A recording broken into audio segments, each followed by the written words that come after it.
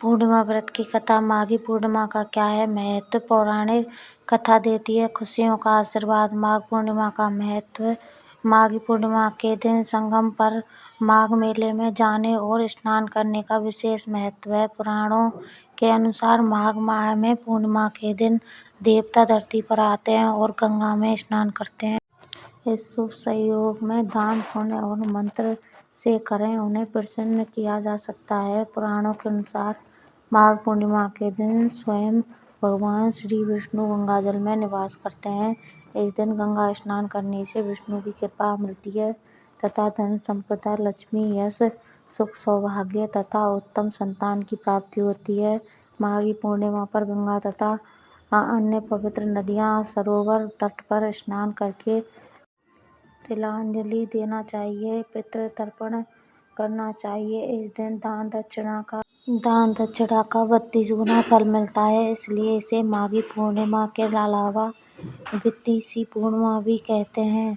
दान दक्षिणा के सभी तरह के संकट मिट जाते हैं और जातक मोक्ष को प्राप्त करता है।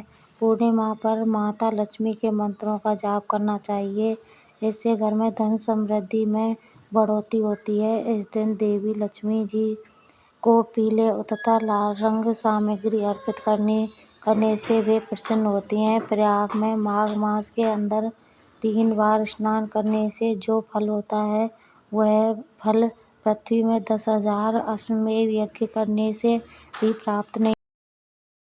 पद्म पुराण माघ मास में महात्म्य का वर्णन करते हुए कहा गया है कि पूजा करने से भी भगवान श्री हरि को उतनी प्रसन्नता नहीं होती जितनी कि माघ महीने में स्नान मात्र से होती है। इसलिए सभी पापों से मुक्ति और भगवान वासुदेव की प्रीति प्राप्त करने के लिए प्रत्येक मनुष्य को माघ स्नान करना चाहिए।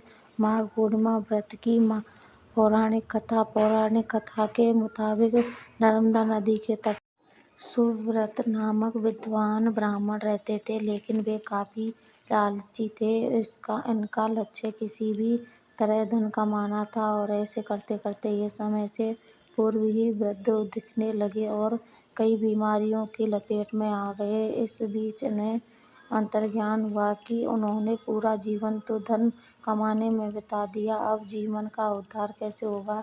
इसी क्रम में उन्हें माघ माह में स्नान का महत्व बताने वाला एक श्लोक याद आया। इसके बाद स्नान का संकल्प लेकर ब्राह्मण नर्मदा नदी में स्नान करने लगे। करीब 9 दिनों तक स्नान के बाद उनकी तबीयत ज्यादा खराब हो गई और मृत्यु का समय आ गया। वे सोच रहे थे कि जीवन में कोई सत्कार्य न करने के कारण उन्हें नरक का दुख भोगना होगा, लेकिन वास्तव में मात्र 9 दिनों तक माघ मास में स्नान करने से उन्हें मोक्ष की प्राप्ति हुई। पूर्णिमा व्रत की कथा। कांतिका नगर में एक धनेश्वर नाम के ब्राह्मण अपना जीवन भिक्षा मांगकर अपना जीवन निर्वाह था।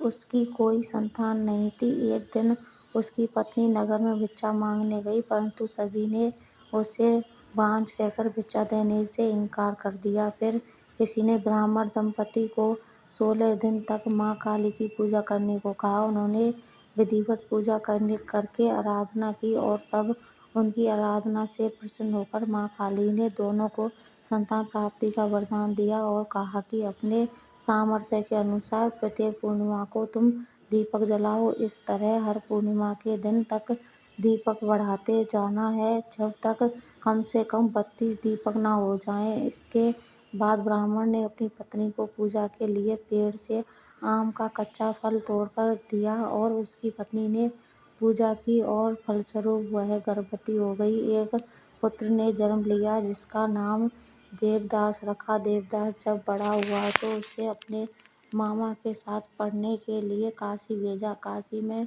धोखे से देवदास का विवाह हो गया। देवदास ने कहा कि वह अल्पायु है, परंतु फिर भी जबरन उसका विवाह करवा दिया गया। कुछ समय बाद काल उसके प्राण लेने आया, लेकिन ब्राह्मण दंपति ने पूर्णिमा का व्रत रखा था, इसलिए काल उसका कुछ बिगाड़ नहीं पाया। तभी से कहा जाता है कि पूर्णिमा के दिन व्रत करने से संकट से मुक्ति मिलती है और सभी मनोकामनाएं पूरी होती हैं।